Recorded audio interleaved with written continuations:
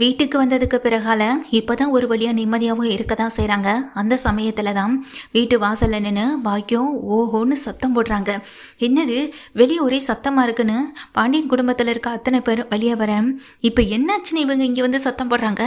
ஏற்கனவே இவங்க கொடுத்த கம்ப்ளைண்ட் பார்த்தாதுன்னு திரும்பவும் பாண்டியன் குடும்பத்துக்கு முன்னாடி எதுக்கு இப்படி சத்தம் போடுறாங்கன்னு அக்கம் பக்கத்தில் இருக்கவங்க எல்லாருமே அதை பார்க்கவும் செய்கிறாங்க. அப்போ தான் ஆப்போசிட்டில் இருக்க சக்திவேல் முத்துவேல் குடும்பம் வெளியே வர, என்னாச்சு அப்படின்னு முத்துவேல் கேட்குறாங்க.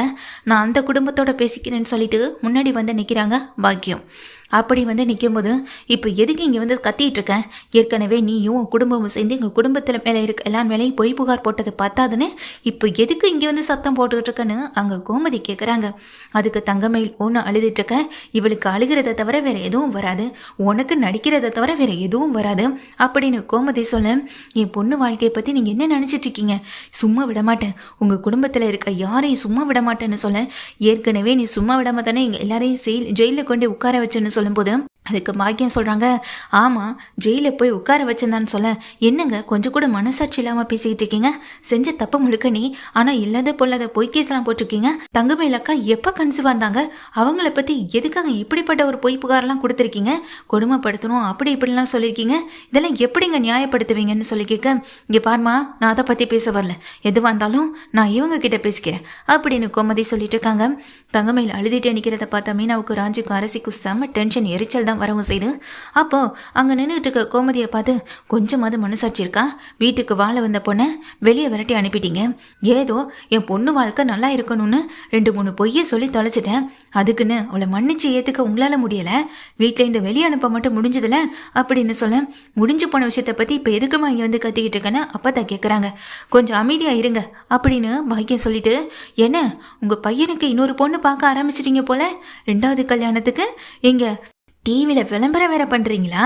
திரும்ப என் பொண்ணை எப்படி ஒரு நிகழ்ச்சி மூலமாக பார்த்து கொண்டு வந்தீங்களோ, இப்போ அதே நிகழ்ச்சிக்கு உங்கள் பையனை கூட்டிகிட்டு போயிட்டு விளம்பரம் கொடுக்குற அளவுக்கு வந்துட்டீங்களா அப்படின்னு சொல்லி கேட்க, என்ன பேசிக்கிட்டு இருக்காங்க இவ, என்ன பேசுகிறானே ஒன்றும் புரியலைன்னு கோமதி சொல்ல, உங்கள் நடிப்பெல்லாம் தூக்கி குப்பையில் போடுங்க, என்ன பண்ணுறீங்க ஏது பண்ணுறீங்கன்னு தெரியாமல இங்கே வந்து சத்தம் போட்டுட்ருக்கேன். சரவணனுக்கு நீங்கள் டிவியில் விளம்பரம் மூலமாக பொண்ணு தேடினீங்களா இல்லையா அப்படின்னு சொல்லி கேட்க, என்னங்க இதுன்னு இங்கே வாயை பழந்த மாதிரி நிற்கிறப்போ அப்போதான் அங்கே வந்து நிற்கிற சக்திவேலும் முத்துவேலும், ஆமாம் எங்கள் தங்கச்சி பையனுக்கு இதை விட நல்ல பொண்ணாக பார்த்து கல்யாணம் பண்ணி வைக்கணும்னு முடிவு பண்ணியாச்சு, டிவோர்ஸ் பத்திரத்தை தான் அனுப்பியாச்சுல, ஒரு பக்கம் டிவோர்ஸ் நடக்கட்டும், இன்னொரு பக்கம் சரவணனுக்கு பொண்ணு தேடுற வழியை நாங்கள் பார்த்துக்கிறோம் அப்படின்னு சொல்ல, இதை கேட்ட பாண்டியனுக்கே ரொம்ப அதிர்ச்சியாக இருக்குது. என்ன இவங்க என்னென்னமோ சொல்லிட்டு இருக்காங்களே, இல்லை அதெல்லாம் ஒன்றும் வேண்டான்ற மாதிரி பாண்டியன் சொல்ல, நீ நிறுத்த பாண்டியா, நீ இங்கே சரவணன் வாழ்க்கை நல்லா இருக்கும்னு நினச்சி ஒரு குடும்பத்துலேருந்து ஒரு பொண்ணை பார்த்து கல்யாணம் பண்ணி வச்சேன், ஆனால் அந்த குடும்பம் ஃப்ராடு குடும்பன்றது இப்போ தான் நமக்கே தெரிய வருது. எல்லா விஷயமும் தெரிஞ்சுக்கிட்டு ஒரு நல்ல குடும்பம் நமக்கு கிடைக்காதா என்ன? அதுக்குள்ளே இந்த டிவோர்ஸும் முடிஞ்சிரும், நம்ம சரவணனுக்கும் நல்ல பொண்ணாக பார்த்து கல்யாணத்தையும் பண்ணி வச்சிடலாம் அப்படின்னு எங்கள் சக்திவேலும் முத்துவேலும் சொல்ல, ஏன்பா இவங்க சொல்கிறதும் சரிதானப்பா, எத்தனை நாளைக்கு நம்ம சரவணனை கல்யாணம் பண்ணாமல் வீட்டிலே வச்சுக்க முடியும்? அதுவும் இப்படிப்பட்ட ஒரு சம்மந்தம் அமைஞ்சு போனதுக்கு பிறகு அதில் செய்யாமல் இருக்கிறதாப்பா ரொம்ப தப்புன்னு அப்போ தான் சொல்கிறாங்க. இதை கேட்ட கோமதியும், அம்மா நீ வேற என்னம்மா அப்படின்னு சொல்ல, அக்கா கொஞ்சம் அமைதியாக இருக்கான்னு பழனிவேலும் அமைதியாக இருக்க வைக்கிறாங்க. அப்போ பாக்கிய சொல்கிறாங்க, அப்போ எல்லாரும் சேர்ந்து ஒன்று சேர்ந்து தான் இந்த எல்லா வேலையும் பண்ணிட்டுருக்கீங்கள, யாரையும் விட மாட்டேன், ஜெயிலேருந்து ஜாமீனில் வெளியே வந்தால் திரும்ப உங்கள் எல்லாரையும் என்னால் ஜெயிலுக்கு அனுப்ப முடியாதா? திரும்ப வரதட்சணை கேட்குறீங்க அப்படி இப்படின்னு சொல்லி நான் கம்ப்ளைண்ட் கொடுக்க போகிறனாலேன்னு மட்டும் பாருங்கள், மிரட்டுறீங்க, வாபஸ் வாங்க வைக்க சொல்லி என்னை மிரட்டுறீங்கன்னு உங்கள் எல்லார் மேலேயும் நான் கம்ப்ளைண்ட் தான் கொடுக்க போகிறேன் அப்படின்னு சொல்லி எங்கள் பாக்கியம் சத்தப்போட, எதுக்கு இன்னும் எதுக்குடிங்கன்னு அழுதுட்டுருக்க, வாடி அப்படின்னு சொல்லி கையை பிடிச்சி இழுக்கிறாங்க.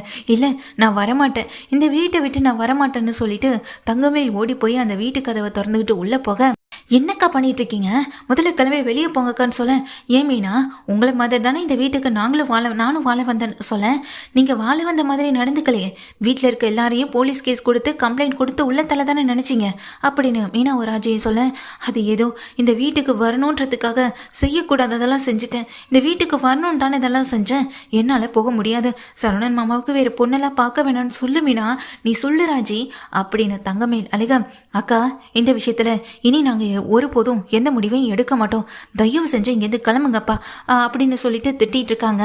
வெளியே இருந்து அங்கே உள்ளே வந்த கோமதி அப்பத்தா வடிவம் மாறி எல்லாமே போமா வெளியே முதல்ல அப்படின்னு வெளியே பிடிச்சி இங்கே கொண்டு வந்து நிறுத்த, எல்லாரும் சேர்ந்து என் பொண்ணை வெளியே கொண்டு வந்து தள்ளி விடுற நிலைமைக்கு வந்துட்டீங்கல்ல அப்படின்னு சொல்லிட்டு அழுதுட்டு இருக்கும்போது தான் போலீஸ் வந்துடுறாங்க.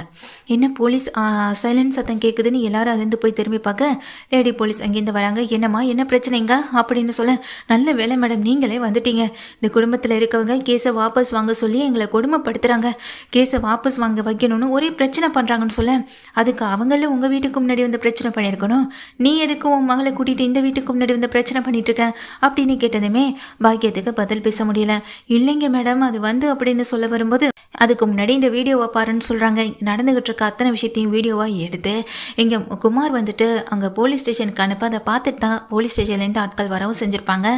என்னம்மா ஒரு பக்கம் உன் பொண்ணு கம்ப்ளைண்ட் கொடுத்துருக்கு, இன்னொரு பக்கம் இந்த வீட்டை விட்டு வரமாட்டேன் என் மாமாவை விட்டு வரமாட்டேன்னு சொல்லி இங்கே பேசி அழுது எங்கள் வீட்டுக்குள்ளே போய் உட்காரவும் செஞ்சுருக்கு, என்னம்மா இது அப்படின்னு சொல்லி கேட்குறாங்க. அது மட்டும் இல்லாமல் நீ தான் கம்ப்ளைண்ட் கொடுத்துருவேன்னு சொல்லி மிரட்டியே தவிர அவங்க வாயிலேருந்து கேஸை வாபஸ் வாங்க சொல்லி எந்த விதமான வார்த்தைகளையும் விடவே இல்லை, எல்லாத்தையும் நான் பார்த்துட்டு தான் வந்திருக்கேன் அப்படின்னு சொல்ல, கரெக்டான நேரத்துக்கு வந்தீங்க மேடம் அப்படின்னு சக்திவேலு முத்துவேலும் உள்ளே வராங்க. இப்போவாச்சும் இவங்க கொடுத்துருக்க கம்ப்ளைண்ட் பொய் கம்ப்ளைண்ட்னு உங்களுக்கு தெரியுதா இல்லையா அப்படின்னு கேட்க, சார் நாங்கள் என்ன இதுன்னு ஸ்டேஷன் கூட்டிகிட்டு போய் விசாரிக்கிறோம் சார்னு சொல்லும்போது, எங்களை எதுக்கு கூட்டிகிட்டு போகிறீங்கன்னு சொல்ல, உங்கள் மேலே இப்போ எதிர்த்த வீட்டு ஆட்கள் இங்கே கம்ப்ளைண்ட் கொடுத்துருக்காங்க அப்படின்னு சொன்னதுமே பாக்கி உதந்து போய் சக்திவேலையும் முத்துவேலையும் பார்க்க, அநாகரிகமாக நடந்துக்கிட்டதாகவும் இங்கே வீட்டுக்கு முன்னாடி வந்து பிரச்சனை பண்ணதுக்காகவும் நீ பேசின வார்த்தைகள் எல்லாத்தையுமே இங்கே வீடியோ எடுத்து நாங்கள் கொடுத்ததுனாலையும் உன்னை இப்போ அரெஸ்ட் பண்ணுறாங்கன்னு சொல்கிறாங்க இங்கே சக்திவேலும் முத்துவேலும். இதை கேட்ட பாக்கியத்துக்கு பதில் பேச முடியாமல் உடஞ்சி போய் உட்காந்துருக்க. அங்கேருந்து பாக்கியம் மாணிக்கம் அங்கே நிற்கிற தங்கமயில்னு தரன்னு இழுத்துக்கிட்டு ஸ்டேஷனுக்கு கூட்டிகிட்டு போகிறாங்க. அப்போ அந்த நேரத்தில் பாண்டியன் கேட்குறாங்க, இப்போ எதுக்கு சரவணனுக்கு அப்படின்னு சொல்ல, சரவணனுக்கு நாங்கள் உண்மையிலேயே பொண்ணெல்லாம் பார்க்கல, உங்களை கேட்காம நாங்கள் எப்படி சரவணனுக்கு பொண்ணு பார்க்க முடியும், இது எல்லாமே இந்த குடும்பம் இங்கே வந்து பிரச்சனை பண்ணணுன்றதுக்காக தான், அப்படி பண்ணாதானே அவங்கள கேள்வி கேட்குறதுக்கு எங்கள் போலீஸை முன்னாடி வருவாங்க, ஏன் இப்படி பண்ணுறாங்கன்னு, ஏன்னா வரதட்சணை புகார் கொடுக்குறாங்க, திரும்ப அந்த வீட்டில் தான் பொண்ணை எப்படி வாழ வைப்பாங்கன்ற ஒரு கேள்வி அப்போ தானே வரும், இந்த வார்த்தைகள் மட்டுமே போதும், அந்த பொம்பளை இங்கே விட்ட வார்த்தைகள் எல்லாமே அதுக்கு எதிராக தான் போய் விடைஞ்சிருக்கு, நிச்சயமாக இந்த கேஸ்லேருந்து அதால் வெளியே வர முடியாது, பொய் கேஸ் போட்டதுக்காக இனி நிரந்தரமாக அந்த ஜெயிலில் இருக்க வைக்கிற அளவுக்கு என்ன பண்ணணுமோ அதை நாங்கள் செஞ்சிடறோம், முதல்ல நீங்கள் எல்லாரும் உள்ளே போங்க அப்படின்னு சக்திவேலு முத்துவேலு சொல்ல, பாண்டியன் கோமதி சரவணன் எல்லாருமே உள்ளே போக, பாத்தியம்மா அவளுக்கு எவ்வளோ திமிரு இருக்கும் பாத்தியம்மான்னு சொல்ல, ஏங்க நம்ம சரவணனுக்கு இன்னொரு கல்யாணம் பண்ணிடலாம் அப்படின்னு கோமதி சொன்னதுமே பாண்டியன் திகச்சு போய் கோமதியை பார்க்க, ஆமாங்க சரவணன் கல்யாணம் ஆகாமல் இருந்தால் தானே அந்த குடும்பத்தால் பிரச்சனை வரும், நம்ம பையனுக்கு நல்ல பொண்ணாக பார்த்து கல்யாணம் பண்ணி வைக்கணும், ஏண்டா சரவணா நீ ஏற்கனவே ஒரு பொண்ணை காதலிச்சேன்னு சொன்னல அப்படின்னு கேட்கும்போது கதிர் சொல்கிறாங்க, அவங்களுக்கு தான் ஏற்கனவே கல்யாணம் ஆயிடுச்சு அப்படின்னு சொல்ல, உடனே பழனி சொல்கிறாங்க, அந்த பொண்ணு இப்போது புருஷனை பிரிஞ்சு அம்மா வீட்டில் தான் வந்து இருக்கதா சொன்னாங்கன்னு சொல்ல, ஏங்க நாம் எங்கெங்கேயோ பொண்ணு பார்த்து நம்ம பையனுக்கு கல்யாணம் பண்ணி வைக்கிறத விட ஆரம்பத்தில் அவன் காதலிச்ச பொண்ணையே கல்யாணம் பண்ணி வச்சலான்னு தான் தோணுது, கொஞ்சம் யோசிச்சு நீங்களே இந்த விஷயத்தில் முடிவெடுங்க அப்படின்னு சொல்லிடுறாங்க. இங்கே பாண்டியனும் யோசனை பண்ணிக்கிட்டே நிற்கவும் செய்கிறாங்க. அந்த சமயத்தில் ஸ்டேஷனில் போயிட்டு அங்கே இருக்க தங்கமயில் பாக்கியம் மாணிக்கம் 3 பேருமே கேள்வி மேலே கேள்வி கேட்க, ஸ்டேஷனில் வந்து நிற்கிறாங்க சக்திவேலு முத்துவேலு குமார்னு. சார் நாங்கள் விசாரணை பண்ணிட்டு தான் சார் இருக்கோம் அப்படின்னு சொல்ல, விசாரிக்கிற முறையில் விசாரிங்க மேடம், அப்போ தானே அவங்க வார்த்தைகளை வெளியே விடுவாங்க, ஏற்கனவே விட்ட வார்த்தைகள் எல்லாம் வீடியோவாக வந்திருக்கு, அவங்க வீடியோ எடுத்த மாதிரி தான் மேடம் இப்போ நடந்த பிரச்சனைக்கும் நாங்கள் தான் காரணம், நாங்கள் தான் அந்த வீடியோ எடுத்தோம் அப்படின்னு சொல்லிடுறாங்க எங்கள் முத்துவேலும் சக்திவேலும். இதை கேட்ட பாக்கியம் குடும்பமே அது வந்து போய் நிற்கிறாங்க. இப்போ அவங்க பாண்டியன் குடும்பத்துக்கு வந்துட்டு பொய் கம்ப்ளைண்ட் கொடுத்ததுனால அதுக்கான தண்டனையும் கிடைக்க தான் போகுது, நிரந்தரமாக இந்த கேஸ்லேருந்து பாண்டியன் குடும்ப வெளியையும் வரப்போகுது. எங்கள் சக்திவேல் முத்துவேல் எடுத்த முயற்சியால் இவ்வளோ சீக்கிரத்தில் அண்ணனுங்க மாதிரி தனக்காக வந்து நிற்கிறத நினச்ச எங்கள் பாண்டியன் கோமதி ராஜி கதர்னு எல்லாரும் சந்தோஷப்பட்டுட்டு இருக்காங்க.